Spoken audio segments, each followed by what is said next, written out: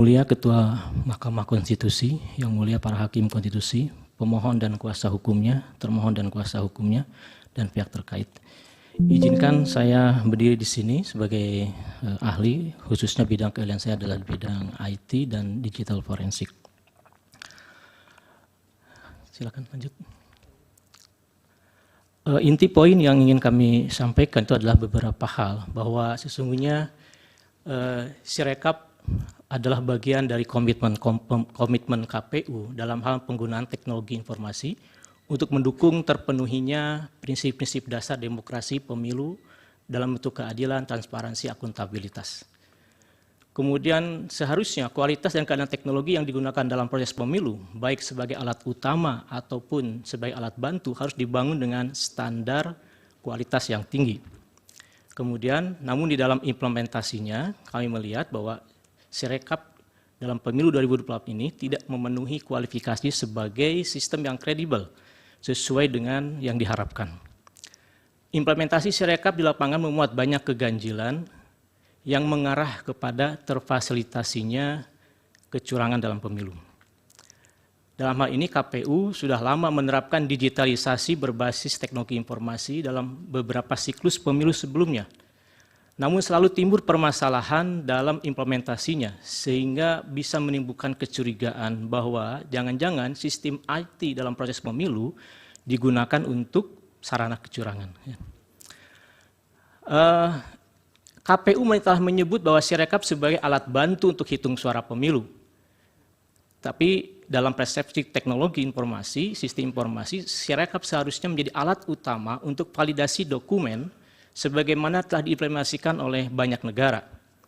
Penggunaan Sirekap adalah langkah utama untuk menjaga integritas pemilu, juga untuk mempercepat verifikasi dokumen dan memudahkan akses terhadap data. Beberapa hal terkait dengan Sirekap juga, bahwa walaupun sebagai penyataan sebagai alat bantu ini, sebenarnya kami melihat itu sebagai sisi aspek hukum, karena kalau dari sisi teknologi seharusnya Sirekap pada alat utama, karena di dalam Sirekap itulah semua data terkait dengan rekapitulasi tersedia dan juga menjadi alat untuk publikasi sebagai bahan transparansi kepada publik. Nah, dalam melakukan analisis ataupun juga menyampaikan beberapa keganjilan, kami mengambil pola pandang sebagai ahli forensik, ya, bahwa dalam forensik itu kalau melihat sesuatu kita melihat gejala, kemudian selepas itu kita melihat analisa. Dalam hal ini, next. Kami melihat ada beberapa hal yang kami sampaikan sebagai identifikasi, bahwa ada fakta-fakta di lapangan yang kami tangkap tanpa ada analisis tertentu dengan teknologi informasinya. Kemudian juga ada beberapa keganjilan yang kami identifikasi dari sistem informasi pemilu itu sendiri, ya, terdiri daripada analisa mengenai DPT yang disampaikan kepada para partai, kemudian juga terkait dengan mobile apps-nya, terkait dengan back-end, front-end, atau portal pemilu itu sendiri, serta beberapa identifikasi yang kami temukan terkait dengan form C hasil. Nah, salah satu fakta di lapangan itu adalah banyaknya masukan, kemudian juga laporan dari masyarakat terkait dengan berbagai macam keganjilan, kejanggalan implementasi Sirekap, ya, dari mulai kesalahan hitung, angka yang tidak akurat, ya, kemudian penjumlahan dan berbagai hal terkait dengan fakta di lapangan. Kemudian juga kami melihat tampilan Sirekap itu sendiri, ya. Jadi kalau dalam catatan kami berdasarkan web arsip, pertama kali tampilan data Sirekap itu adalah pada hari pencoblosan itu 14 Februari jam 18.30. Itu sudah menampilkan angka 5% keseluruhan dengan posisi kurang lebih ada di angka seperti itu, ya. Jadi maksud kami itu 2X, 5X, 1X itu adalah kurang lebih angka di angka itu. Dan angka-angka ini selama dalam beberapa waktu ke depan itu tidak mengalami perubahan. Jadi seolah ada hal yang konsisten di dalam angka. Sementara data-data yang terverifikasi, yang tervalidasi itu bergerak persentasenya. Kemudian, dan dalam hal ini Sirekap dipandang oleh KPU sebagai salah satu alat untuk publikasi. Karena walaupun ada anomali, KPU menyatakan tidak akan melakukan penutupan karena itu merupakan salah satu alat untuk menyampaikan publikasi kepada publik. Kemudian hal lain yang kami temukan, next, terkait dengan sistem informasi itu sendiri, ya. Nah, dalam hal informasi ini kami perlu menyampaikan sedikit ilustrasi bahwa garis besar daripada sistem Sirekap yang kami tangkap itu adalah pertama ada DPT yang diserahkan kepada partai, kemudian ada sistemnya sendiri yaitu ada mobile apps, kemudian ada sistem back-end servernya KPU, kemudian ada sistem front-end yang kemudian tampil sebagai hasil yang terpublikasi. Nah, dari poin-poin ini ada beberapa hal yang kami tangkap sebagai keganjilan. Yang pertama itu adalah dari DPT yang diserahkan kepada partai itu kami melakukan proses filtering dengan data basis terkait dengan beberapa hal yang seharusnya tidak muncul ya, misalnya usia yang di bawah 17, di atas 100, kemudian data berkaitan dengan lokasi ya. Sehingga kalau dikumulatifkan itu ada data-data yang bermasalah sebesar kurang lebih 86.433.730 data ya, kumulatifnya. Kemudian yang kedua analisis terkait dengan aplikasi mobile ya. KPU sudah meluncing aplikasi mobile ini beberapa tahap ya, dan kami mencoba untuk melakukan reverse engineering terhadapnya. Ada beberapa catatan di sini bahwa sebelum dilakukan launching secara publik itu telah melakukan proses disebut dengan staging, yaitu proses untuk melakukan simulasi, kemudian juga mungkin uji coba ya. Nah, dalam proses staging dari pengamatan yang kami dapat itu tidak ada permasalahan. Tetapi kemudian ketika telah dilakukan proses penyebaran ataupun pengeluaran kepada publik ya, production, itu mulai muncul beberapa indikasi ya yang mencurigakan. Antara lain itu bahwa pada staging awal ya, ketika dilakukan uji coba itu masih tercatat bahwa satu akun user yang diwakili oleh username, email maupun password itu hanya dimiliki oleh KPPS dan KPK atau PPK ya. Tetapi pada versi berikutnya yang sudah di launching pada tanggal 10 Februari itu muncul tambahan-tambahan kode. Nah, tambahan-tambahan kode ini ternyata setelah kita analisis itu memungkinkan satu device bisa multi user ya, kemudian multi wilayah yang jauh berbeda dengan proses staging. Nah, ini memungkinkan satu orang bisa login di beberapa device ya. Di sisi lain juga di versi yang terdeploy ataupun terproduction pada tanggal versi 241 itu ada temuan mengenai bypass security ya. Nah, bypass security ini berdampak kepada hilangnya data integritas dari file yang diunggah. Sedangkan integritas file itu menunjukkan keaslian. Kemudian berikutnya dari sisi back-end authentication ya, bahwa suatu sistem itu sangat dipengaruhi oleh bagaimana proses autentikasi. Jadi siapa yang boleh masuk, siapa yang bisa mengakses. Nah, kami menemukan satu keganjilan dalam hal ini bahwa ternyata sistem yang dibangun itu menggunakan tools yang kualitasnya itu adalah lower class open source ya, dan memiliki banyak kerentanan ya. Tidak selayaknya sebuah sistem yang dibangun untuk kepentingan yang besar ini menggunakan sebuah tool untuk kepentingan autentikasi yang kelasnya itu adalah lower class open source ya. Nah, seharusnya memiliki satu rujukan kepada sistem yang kepada teknik ataupun tool autentikasi yang lebih valid, yang lebih terjaga, terjamin. Berikutnya, kemudian next lagi, ya terus.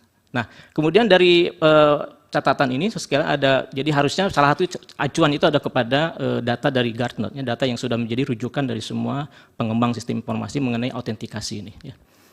Berikutnya kemudian salah satunya itu adalah kerentanan. Ya, jadi kami melihat bahwa sistem autentikasi dari Sirekap ini memiliki kerentanan, terbukti dari bahwa aplikasi yang digunakan yaitu Keylog itu ternyata memiliki CVE. CVE itu adalah sebuah modul kerentanan yang terpublikasi yang harus segera ditutup ya, tapi masih digunakan gitu ya. Berikutnya, nah di sisi lain terakhir kita mencoba untuk melihat data-data keganjilan dari sisi web yang terpublikasi dengan menggunakan teknik web scraping ya. Nah, dalam web scraping ini beberapa hal yang bisa kami sampaikan sebagai keganjilan itu dari mulai dari mulai misalkan saja jumlah DPT, kemudian jumlah suara yang melebihi seharusnya, kemudian juga suara sah yang melebihi seharusnya. Ini beberapa catatan-catatan dari hasil web scraping ya. Jadi selisih suara yang tidak sama, kemudian penjumlahan yang tidak sama itu yang kami dapatkan dari proses web scraping. Berikutnya.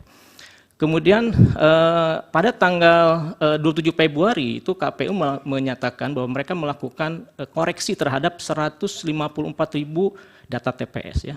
Tetapi yang agak mencurigakan ataupun ada keganjilan itu adalah proses koreksi itu tidak berdampak pada angka persentase gitu. Seharusnya dengan sekian banyak koreksi itu setidaknya ada fluktuatif data yang nampak juga dari publikasinya. Kemudian next lagi.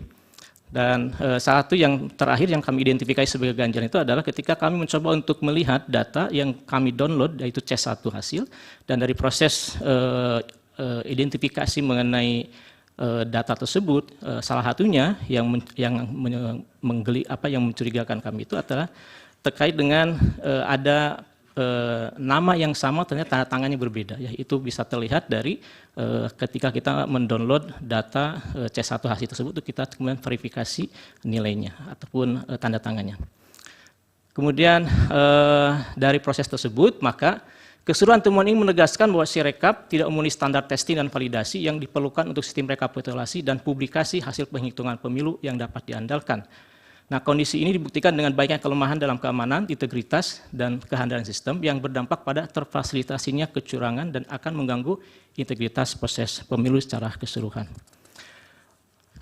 Saya kira itu yang mulia sebagai gambaran mengenai paparan kami mengenai beberapa isu mengenai keganjilan yang dapat kami tangkap dari implementasi Sirekap. Terima kasih. Pak Yudi, dari kuasa hukum ada yang mulia. Terima kasih. Soal Sirekap ini kadang-kadang sering dikecilkan sebagai hanya alat bantu. Tetapi kita tahu bahwa KPU tidak mau digital forensik dan kemudian mengeluarkan peraturan KPU yang mengecualikan Sirekap ini sebagai informasi yang dikecualikan. Ini fakta yang menarik. Kemudian dari diskusi Sirekap dan juga pemaparan ahli, kita tahu bahwa banyak sekali masalah dengan Sirekap ini. Ada temuan misalnya 154.541 perbedaan waktu pemindaian misalnya. Saya mendengar tidak hanya 154.000 sekian itu, karena memang Sirekapnya akhirnya ditutup. Ada yang mengatakan sampai 400.000 kali dan lain sebagainya untuk menggambarkan kacaunya Sirekap. Tapi persoalannya adalah yang surprise itu adalah kenapa Sirekap yang kacau itu tiba-tiba confirm sama hasilnya dengan hitung jenjang manual. Sama-sama 58%. Kan logikanya kalau satu kacau nggak mungkin sama dengan yang benar kan? Itu satu yang harus dijawab. Kemudian sejak kapan ahli melihat pertama kali komposisi 24%-an ya, 58%, kemudian 17%-an itu di dalam Sirekap. Dan tadi kan ada presentasi yang mengatakan tidak berubah dari awal sampai akhir. Awalnya kapan, akhirnya kapan, dan terhadap angka yang berapa persen. Termasuk ketika ada perubahan-perubahan yang ratusan kali, kenapa tidak berubah juga 58% itu? Itu yang menarik juga. Kemudian tadi tidak eksplisit sebenarnya kita menginginkan potensi-potensi kecurangan yang bisa dilakukan dengan Sirekap ini. Karena terus terang yang mulia kami menganggap bahwa Sirekap itu alat pandu memang. Alat bantu, tapi alat bantu kecurangan. Itu saja, terima kasih. Ini yang terakhir apa pertanyaan atau pernyataan ini?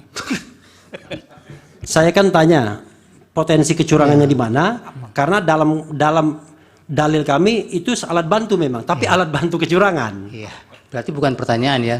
Yang terakhir tidak usah dijawab nanti. Ada pertanyaannya kan potensi-potensi kecurangan di Sirekap itu. Oke. Masih ada tambahan pertanyaan? Ada. Saya bantu Pak Refli majelis. Pertanyaannya adalah apakah Sirekap menjadi alat bantu kecurangan? Jadi pertanyaan ini bukan pernyataan karena ada apakah, gitu ya, Pak. Saya mulai masuk di pertanyaan paling akhir di kesimpulan. Ini berarti slide-nya itu di 31. Slide 31. Halaman di sininya halamannya 16 ya. Ya. Ahli menyimpulkan ada sistem yang integritasnya dan kehandalannya rendah. Dan sistem dan kehandalan, integritas dan kehandalan rendah ini menyebabkan sistem rekapitulasi itu mengalami keganjilan. Nah, tadi sudah disebutkan, kalau itu ada keganjilan, berapa jenis keganjilan yang ditemukan berdasarkan forensik yang dilakukan oleh saksi. Misalnya, oleh ahli. Misalnya, satu, C hasil itu kan harusnya mempunyai metadata. Apakah metadata ditemukan dalam Sirekap atau dalam studi forensik Anda bisa menemukan itu tapi ternyata tidak ada. Pertanyaan kedua, kalau metadata tidak ada di C hasil, kita tidak bisa memastikan originalitas dari C yang akan dipakai dalam penghitungan rekap manual. Kenapa begitu? Karena yang namanya Sirekap ini tadinya kan ingin ditempatkan sebagai instrumen untuk mengontrol rekap manual itu. Tapi kemudian karena dia mengalami masalah, kemudian dianggap fake. Tapi seharusnya kan dia mengontrol itu. Nah, kalau tidak ada metadatanya, bagaimana kita bisa memastikan C salinan yang dikirimkan atau dibuat di dalam rekapitulasi manual itu yang otentisitasnya itu memang betul-betul original. Bagaimana memastikan itu? 2. 3. Didapatkan di dark web market ada 204 juta DPT. Dan sampai sekarang tidak ada klarifikasi dari KPU mengenai itu. Dan KPU juga tidak melakukan audit forensik mengenai itu. Apakah tindakan yang dilakukan KPU itu melanggar, dapat dikualifikasi melanggar prinsip-prinsip jujur dan adil? Yang terakhir, ini ada bagian yang menarik sekali. Ternyata masing-masing KPPS dan PPK itu mendapatkan mobile apps. Begitu ya? Dan dari hasil penelusuran saksi, ada ahli, maaf, itu tiba-tiba mobile apps-nya itu ada fitur yang berbeda, itu di halaman 15. Ya betul, 15-16 ini. Ada fitur yang masuk berbeda, yang menyebabkan tadi dalam istilah ahli itu, satu orang bisa login beberapa device. Dan ini kan kecurangan potensinya ada di situ. Bapak bisa dijelaskan? Ya, oke. Itu tadi yang mau saya ingatkan. Oh iya, jangan berpendapat dulu, Bapak. Enggak, saya tanya kan, apakah itu bisa? Oke, terima kasih. Terima kasih. Termohon ada pertanyaan? Ada dua hal.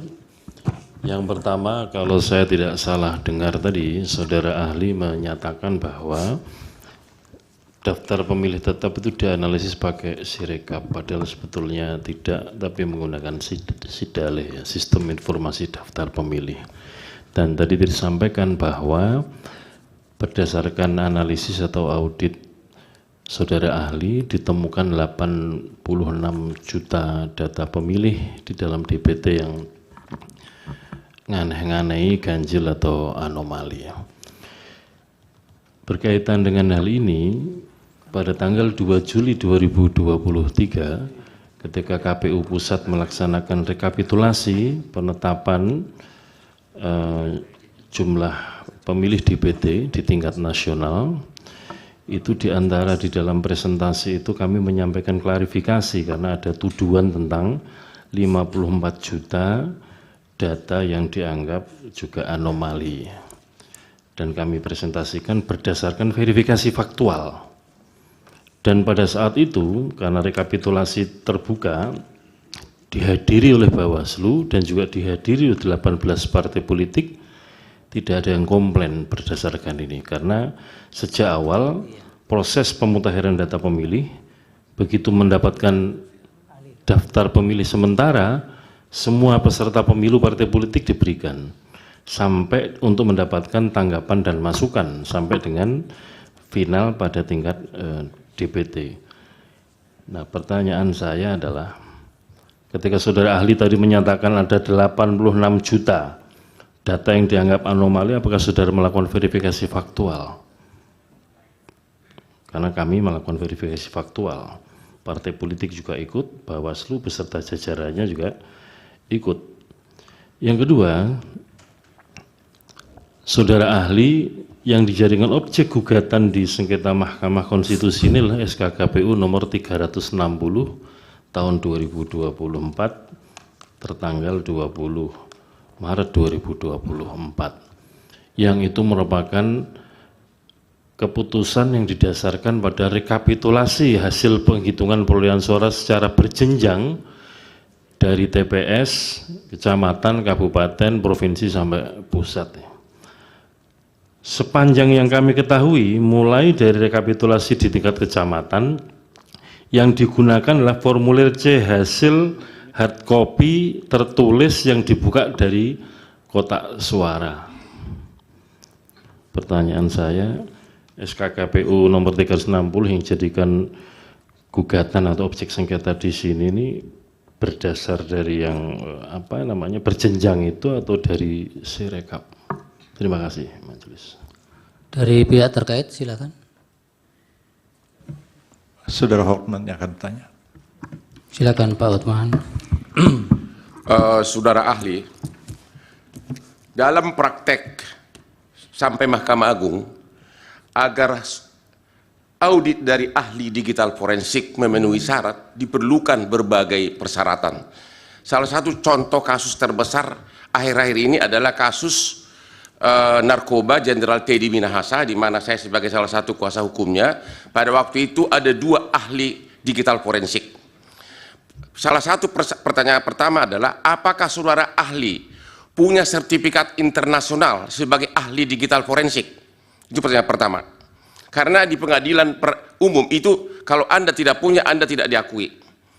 Yang kedua, salah satu syarat mutlak agar digital forensik sah adalah account tersebut, aplikasi tersebut harus dikasih secara utuh kepada ahli, kemudian diaudit, kemudian ada istilahnya itu di-celebrate, isinya semua dibongkar.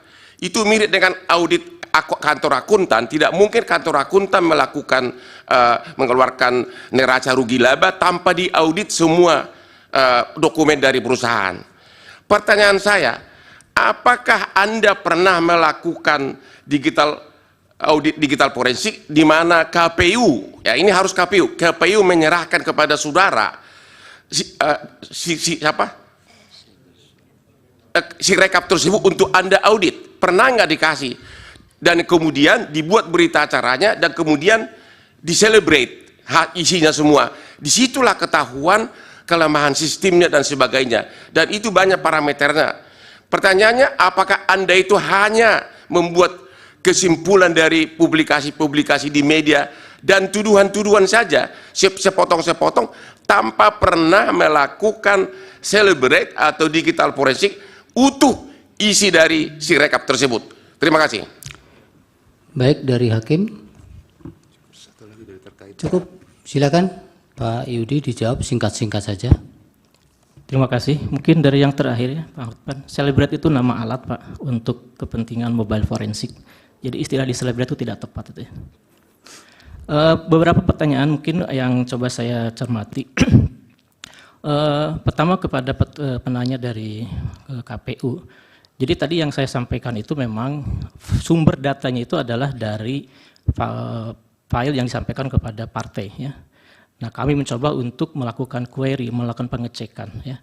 Memang tidak melakukan apa yang disebut dengan pengecekan berjenjang. Jadi dalam prinsip kami karena sudah terdigitalisasi semua mekanisme, seharusnya hal-hal semacam itu tidak lagi terjadi ya. Jadi berkaitan dengan DPT tadi ya. Jadi kami mencoba melakukan analisis itu berdasarkan file yang disampaikan kepada partai, kemudian kita coba lakukan searching, filtering berkaitan dengan beberapa field ya, dan kemudian ketemulah angka seperti itu. Jadi memang tidak melakukan verifikasi secara faktual ya.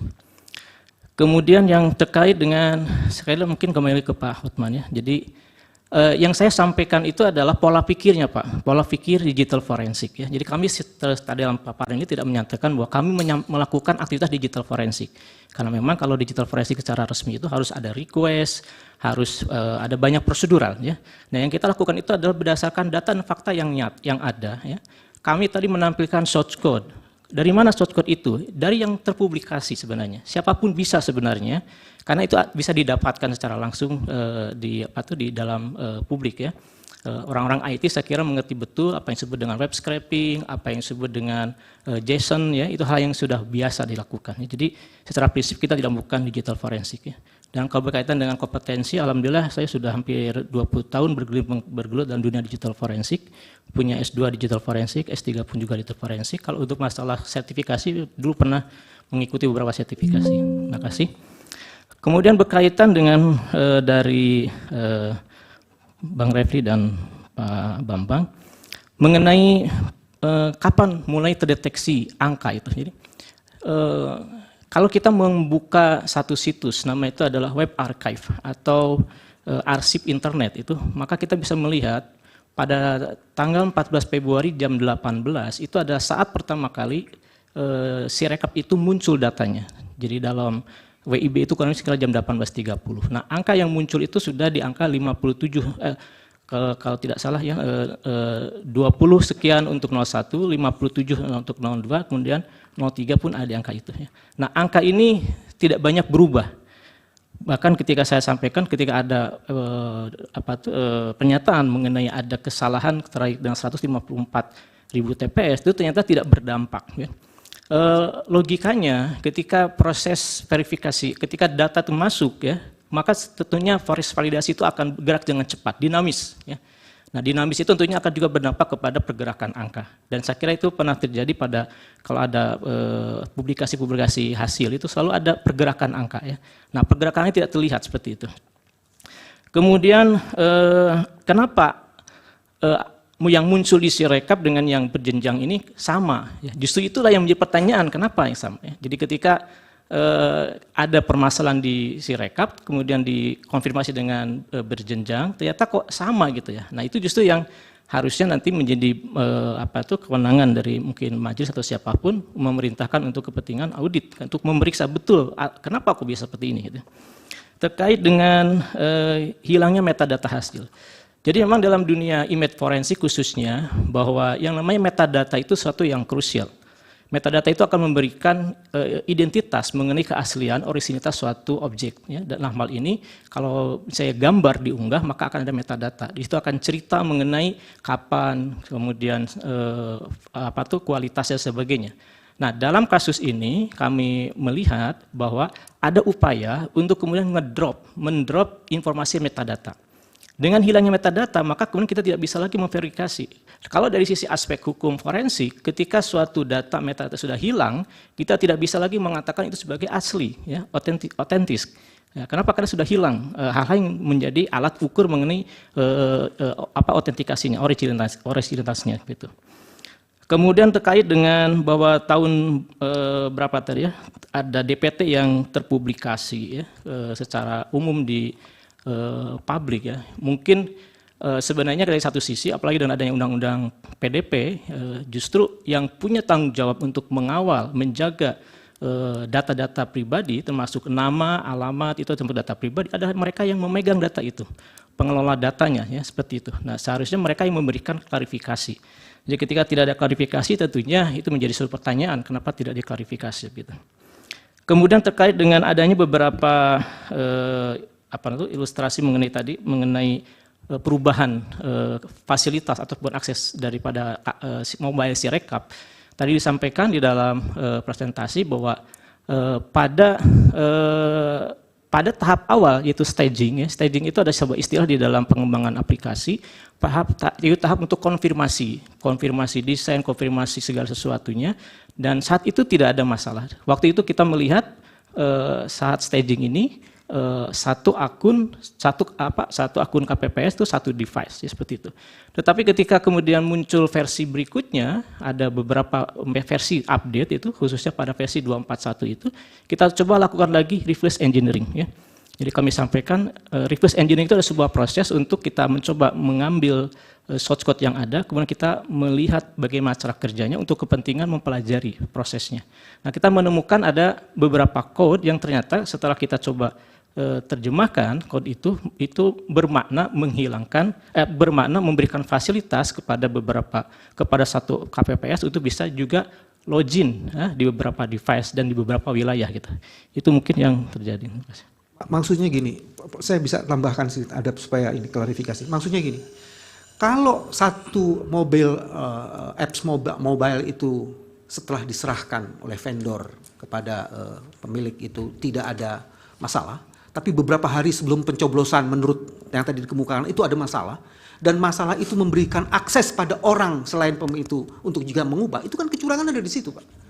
Apakah pengubahan itu yang tidak diketahui dari source yang tadi itu bisa menyebabkan terjadinya perubahan Yang mulia angka-angka itu saya kira itu dia memberikan suatu kesimpulan terhadap. No, ini pertanyaan bukan kesimpulan Pak kecurangan. Bambang ya, Pak Bambang tidak menambahkan tapi menjelaskan pertanyaan sebelumnya pertanyaan kan. sebelumnya. Tidak Sudah jelas, Pak Yudi sudah jelas. Ya, Jawab, Pak. Ya, penjelasan saya itu tadi bahwa ujungnya itu adalah potensi ataupun bisa menjadi sarana terfasilitasinya kecurangan. Ya, jadi adanya perubahan-perubahan itu menjadi sebuah sarana untuk terfasilitasinya suatu kecurangan seperti itu. Baik, bisa dipadatkan Pak yang belum dari KPU. Satu, ada mau diizin majelis? Hotman Paris mau diizin? Ada yang tadi belum terjawab pertanyaan ya, kami. nanti di terakhir mungkin akan ditambahkan. Oke. Silakan Pak. Dari pemohon sudah selesai atau? Sudah, saya kira sudah. Silakan ke KPU sudah. Sudah yang mulia. Dasar bahwa yang dijadikan kajian Bapak itu Sirekap atau yang 360 belum tadi? SK 360. Ya, artinya kami melihat bahwa pernyataan mengenai Sirekap sebagai alat bantu jenjang itu sebenarnya dari aspek teknis itu adalah sebuah alat utama sebenarnya. Nah, sementara kalau kemudian di pernyataan bahwa itu sebagai alat hitung berjenjang itu adalah untuk kepentingan tadi hasil akhir ya. Tapi yang kami coba angkat isu ini adalah bahwa seharusnya Sirekap itu sebagai alat bantu utama untuk perhitungan ya. Jadi data utama yang tersimpan itu dari 800 ribuan TPS itu ada di Sirekap gitu ya. Seperti itu ya. Seharusnya dengan kualitas yang sesungguhnya yang handal itu semuanya bisa tercetak di situ ya. Kalau mau verifikasi di situ, kalau mau validasi ada di situ semuanya gitu. Baik, Pak Otman yang mana yang boleh jawab? Izin majelis termohon. Iya. Pertanyaan kami bukan itu. Pertanyaan kami adalah. Ya bisa jawab itu, biar dijawab itu. Oh baiklah, karena tahunya cuma Ya. itu ya. Jangan dianggap tidak tahu yang ditanyakan. Tidak. Baik, yang Pak Otman apa yang Pak Otman yang belum dijawab? Tadi hasil audit saudara kan untuk dipakai sebagai alat bukti yang sah di pengadilan. Dan Anda tadi mengatakan memang persyaratan formal untuk itu belum dipenuhi, yaitu ada request dan pemilik account harus ngaji secara sukarela. Tolong dikonfirmasi bahwa memang secara formal persyaratan hasil audit saudara itu bukan untuk secara resmi, belum memenuhi syarat untuk dijadikan sebagai bukti resmi di pengadilan, tapi hanya sepihak dari Anda sendiri. Saya coba mengklarifikasi yang mulia bahwa saya katakan saya tidak melakukan digital forensik atau audit forensik. Yang saya ambil itu adalah pola pikir seorang digital forensik di dalam melihat keganjilan-keganjilan itu. Jadi menangkap data, menganalisis gitu ya. Seperti itu yang mulia. Bukan audit ya? Ya, bukan. Asumsi doang berarti asumsi majelis ya, makasih. Baik, terima kasih Pak Ali, Pak Yudi keterangannya. Oh, Terima kasih. ada tambahan dari Hakim sedikit, Pak Yudi. Ya. Sabar sebentar. Dari Terima Pura kasih. Guntur. Terima kasih yang mulia Pak Ketua. Pak Yudi, ada sedikit yang menggantung statement Bapak. Tadi Bapak mengatakan ada koreksi data Sirekap ya, tetapi tidak nampak ada fluktuasi. Gitu ya? Ya. Ya, pertanyaan saya itu sesuai dengan keahlian Bapak, apa faktor-faktor yang menyebabkan terjadinya hal seperti itu? Ada koreksi, tapi tidak nampak fluktuasi data pada Sirekap. Apa faktornya? Kan Bapak ahli IT kan pasti bisa memahami kira-kira faktornya disebabkan kalau begini, kalau terjadi Mestinya menurut penalaran yang wajar kalau terjadi terjadi koreksi, mestinya harus ada fluktuasi, ada perubahan dari data. Nah, menurut keahlian Bapak itu faktornya apa tuh kira-kira? Bukan kira, menurut keahlian Bapak. Silakan Pak Yudi. Kasih. Terima kasih Yang Mulia. Jadi Ada satu lagi dari Prof ini, Hakim Yang Mulia. Baik, terima kasih. Pak Yudi, begini, ini Pak Yudi kan memang ahli di bidang IT ya Pak ya, dan mungkin juga sudah mengikuti terkait dengan proses seperti ini pada waktu 5 tahun yang lalu ketika KPU menggunakan situng.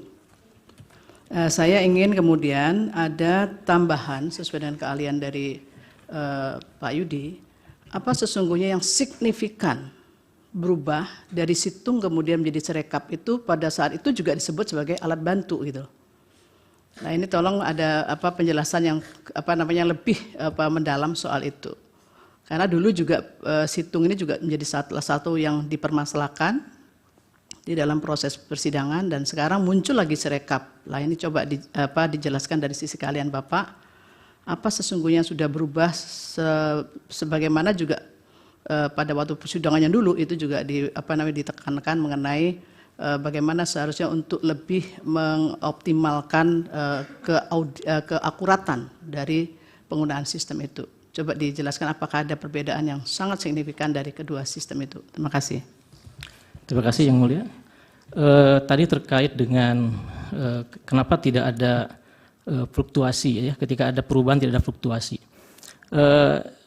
Dalam pemahaman saya seharusnya ada proses yang disebut dengan real time ya. Real time itu artinya ketika ada perubahan data maka langsung terupdate gitu ya. Nah, kelihatannya ini tidak dilakukan proses real time, tetapi mungkin disimpan dulu dalam suatu satu bagian begitu ya. Sehingga kemudian setelah selesai semua baru kemudian dipublish lagi ya. Kalaulah itu dilakukan secara real time, proses data real time, maka itu akan jelas akan merubah juga data-data tersebut gitu ya, seperti itu. Kemudian terkait dengan situng, mohon maaf Yang Mulia, saya 5 tahun lalu tidak terlibat langsung dalam situng ini. Tetapi dari kajian ataupun dari pengamatan saya, yang sekarang ini sebenarnya dari sisi mekanisme jauh lebih sederhana Yang Mulia. Ya, jadi data itu cukup dengan difoto satu poin saja, artinya satu objek saja difoto dan diunggah. Nah, itu jauh lebih simpel, jauh lebih sederhana sebenarnya dibandingkan dengan situng yang 5 tahun lalu.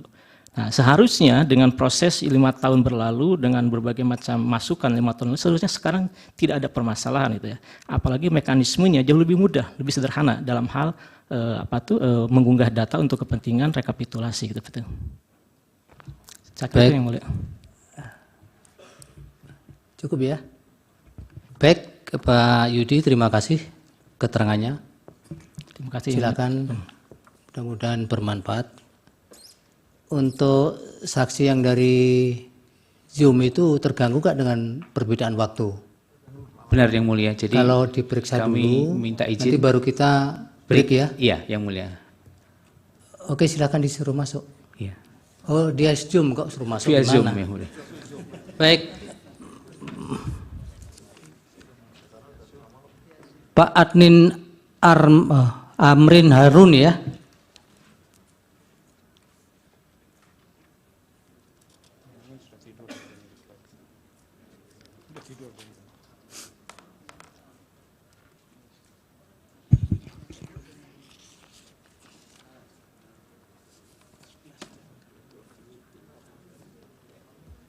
Saya baru komunikasi ini, mungkin dia lagi nih.